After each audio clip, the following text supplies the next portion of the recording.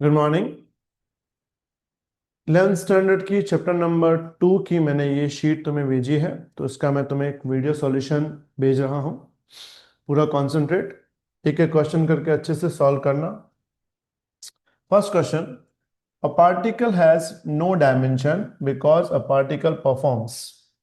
हम लोग normally particle define करते हैं लीनियर मोशन के लिए, तो यहाँ पे सिंपल ऑप्शन ही आएगा लीनियर मोशन। वैसे oscillatory motion, rotational motion, circular motion, इन सब में ऑब्जेक्ट चाहिए, पार्टिकल नहीं, क्योंकि पार्टिकल मतलब अ पॉइंट लाइक ऑब्जेक्ट, और पॉइंट लाइक ऑब्जेक्ट हमेशा कौन सा मोशन करता है? लीनियर। तो फर्स्ट का आंसर आएगा ए। सेकंड नंबर क्वेश्चन पे ध्यान। Velocity is differentiation of dash with respect to time. ये तो हमने थियोरी में पढ़ा है। वेलोसिटी मिलती है किससे? डिस्प्लेसमेंट के डिफरेंशिएशन से। तो ऑप्शन आएगा बी, डिस्प्लेसमेंट। थर्ड नंबर पे ध्यान, पूरा कॉन्सेंट्रेट थर्ड नंबर पे। क्लियर दिख रहा है तुम्हें थर्ड नंबर? पूरा ध्यान थर्ड नंबर क्वेश्चन पे। The displacement of particle varies with time according to the equation y is equal to -2/3 t square plus 16 t plus 2. How long does the particle take to come to rest? एक equation दी हुई है, y is equal to -2/3 t square plus 16 t plus 2। बोला है कितनी देर में particle rest पे आ जाएगा। Rest पे आने का मतलब होता है वेलोसिटी का जीरो होना। तो हम पहले इसमें से वेलोसिटी निकालेंगे। वेलोसिटी की basic formula v is equal to d y upon d t. इसमें d by d t same, y की जगह तुम्हें वैल्यू दी हुई है -2/3 T square plus 16t plus 2। हम इसका करेंगे डिफरेंशिएशन। डिफरेंशिएशन में पावर आगे आ जाएगा, तो ये हो जाएगा -4t/3 प्लस 16t का 1 हो जाएगा, और इसका तो क्या हो जाएगा? 0।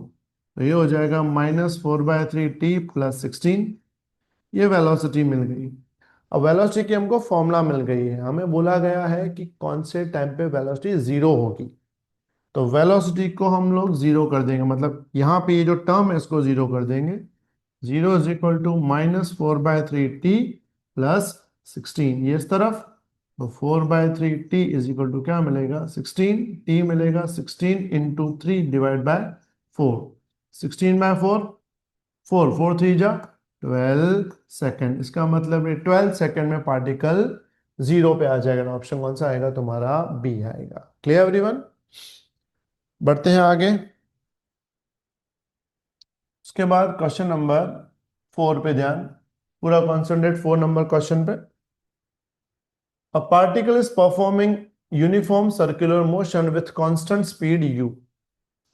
Sorry, v दिया हुआ है। When a particle performs angular displacement of 60 degree from initial position, then what is the change in its linear velocity? Actually ये क्वेश्चन है चैप्टर नंबर 3 का, लेकिन ये 2 में आ गया है। यहाँ पे एंगल कितना दिया है? 60 डिग्री। और यहाँ पे दी हुई स्पीड v, लेकिन पूछा क्या है? What is the change in its linear velocity. वैसे मैं तुम्हें अभी ये समझा देता हूं, लेकिन ये चैप्टर 3 से आएगा। जिन्होंने भी चैप्टर 3 में पैरेललोग्राम मेथड किया होगा उसको ये इजीली आ जाएगा। पैरेललोग्राम मेथड में चेंज इन वेलोसिटी को हम ऐसे फाइंड करते हैं, delta v is equal to under root v square plus v square minus 2vv cos 60। Minus इसलिए क्योंकि चेंज पूछा है, चेंज में होता है v2 माइनस v1। अब इसमें वैल्यू डालेंगे 60 एंगल की, क्योंकि एंगल 60 बोला है ना। तो ये हो जाएगा v square plus v square, 2v² minus 2v² cos 60 1/2 होता है, 2 कैंसल। तो ये हो जाएगा under root 2v² minus v², यानी कि v², यानी रूट क्या आएगा? v। तो आंसर आएगा तुम्हारा सी, v। तो 60 डिग्री पे चेंज कितना आएगा? v क्या आएगा? जिनको पैरेललोग्राम की फॉर्मूला पता होगी उनके लिए इजी है। जिन्होंने नहीं पढ़ी तो जब हम चैप्टर 3 करेंगे तो तुम्हें क्लियर हो जाएगा। पैरेललोग्राम की फॉर्मूला होती है under root a² plus b² plus minus 2ab cos theta. ठीक है, चलो आगे बढ़ते हैं इसमें। क्वेश्चन नंबर 5 की तरफ चलते हैं। बढ़िया क्वेश्चन है 5 भी, पूरा कॉन्सेंट्रेट 5 नंबर पे। Displacement of an object is given by 5s is equal to at cube, where a is constant. What will be the velocity at time t? t time पे वेलोसिटी फाइंड करनी है हमको, दिया हुआ है 5s is equal to a t cube. क्या दिया है? 5s is equal to a t cube. तो s क्या मिलेगा? A t cube divide by 5। हमें फाइंड करनी है वेलोसिटी। वेलोसिटी के लिए इसका डिफरेंशिएशन करना पड़ेगा। तो वेलोसिटी की फॉर्मूला होती है d s upon d t. इसमें d by d t same, s की जगह पे लिखेंगे ए टी का क्यूब डिवाइड बाय 5। अब इसमें a by 5 as it is, t cube का डिफरेंशिएशन क्या होगा? पावर आगे 3t का स्क्वायर, तो ये हो जाएगा 3/5 ए टी का स्क्वायर। यानी ऑप्शन आएगा तुम्हारा 3/5, यानी कि D for Delhi, 3/5 A t का स्क्वायर। ये होगा इसका वेलोसिटी। क्लियर? सिंपल है। डिस्प्लेसमेंट दिया है, डिफरेंशिएशन करके हमको वेलोसिटी निकालनी है। बढ़ते हैं आगे क्वेश्चन नंबर 6 की तरफ। Displacement of an object is given by 15t minus 0.4 t square when velocity is 7 metre per second, then time is dash। एक डिस्प्लेसमेंट दिया है, डिस्प्लेसमेंट को सिंबल हम x देते हैं। कितना दिया है वो? 15t minus 0.4 t square. ये तुम्हें डिस्प्लेसमेंट दिया है और बोला है किस टाइम पे वेलोसिटी 7 हो जाएगी। तो हम इसमें से पहले वेलोसिटी निकालेंगे। वेलोसिटी की फॉर्मूला लिखेंगे d x upon d t. इसमें d by d t same, x की जगह पे 15t माइनस 0.4 टी स्क्वायर। तो डिफरेंशिएशन करेंगे तो 15 आएगा और इसका आएगा 0.8t, मतलब इस t का तो 1 हो जाएगा, इसका आएगा 0.8t। ये वेलोसिटी हमको कितनी करनी है? 7। तो वेलोसिटी की जगह पे 7 कर देंगे। 15 माइनस 0.8t, ये प्लस में ये माइनस में, तो 0.8t is equal to 15 minus 7। 0.8t 15 minus 7 8 होता है, तो t क्या मिलेगा? 8 अपॉन 0.8, यानी कि 10 सेकेंड्स। मतलब कि 7 metre per second velocity 10 second के बाद होगी। तो आंसर आएगा तुम्हारा 10 सेकेंड, यानी ऑप्शन बी आएगा। क्लियर? बढ़ते हैं आगे क्वेश्चन नंबर 7 पे। पूरा ध्यान, 7 भी काफी बढ़िया क्वेश्चन है। Displacement changes of an object according to equation y is equal to, दिया है तुमको y is equal to 3/8 t square minus 3t plus 5। Find instantaneous velocity after 4 second. Velocity find करनी है। तो basic formula v is equal to d y upon d t. इसमें d upon d t same, y की जगह ही value डाल देंगे, 3/8 t square minus 3t plus 5। फिर इसका करेंगे डिफरेंशिएशन, तो ये हो जाएगा 2 3 जा 6t/8 माइनस 3, इसका 1 हो जाएगा t का, और 5 का तो क्या हो जाएगा? 0। तो v हो जाएगा 6t/8 माइनस 3। फिर टाइम हमको दिया है 4 सेकेंड, तो टाइम की जगह 4 डालेंगे, तो v हो जाएगा 6/8 इंटू 4 माइनस 3।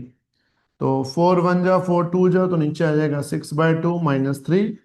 6/2 3 माइनस 3, तो 0 आ जाएगा। आंसर आएगा 0 मीटर पर सेकंड, यानी ऑप्शन आएगा डी, 0 मीटर पर सेकंड।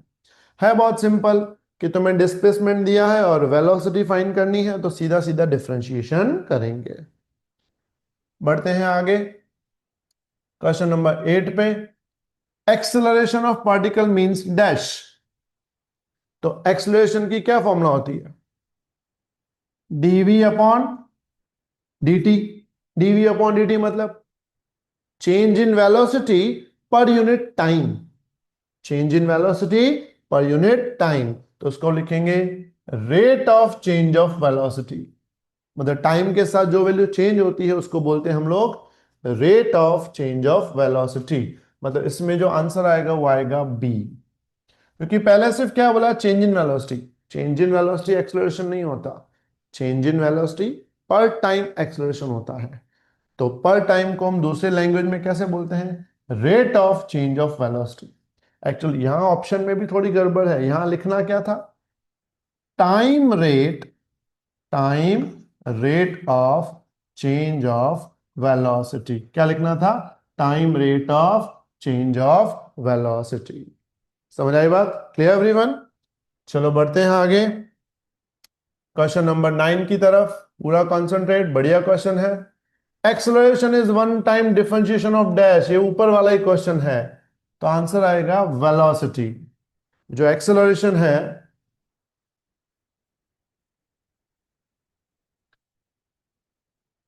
एक सेकंड, क्या हुआ इसको?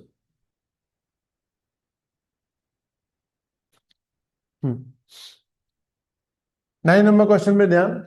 Acceleration is one time differentiation of dash with respect to time. तो एक्सेलरेशन जो है वो वेलोसिटी का डिफरेंशिएशन होता है, a is equal to dv upon dt। तो आंसर क्या आएगा? d। बढ़ते हैं आगे क्वेश्चन नंबर 10। 10 तो सेम ही है, वो तुम ट्राई कर लेना खुद, शायद दो बार क्वेश्चन आ गया है। 11, for a linear motion of, क्या होगा इसको?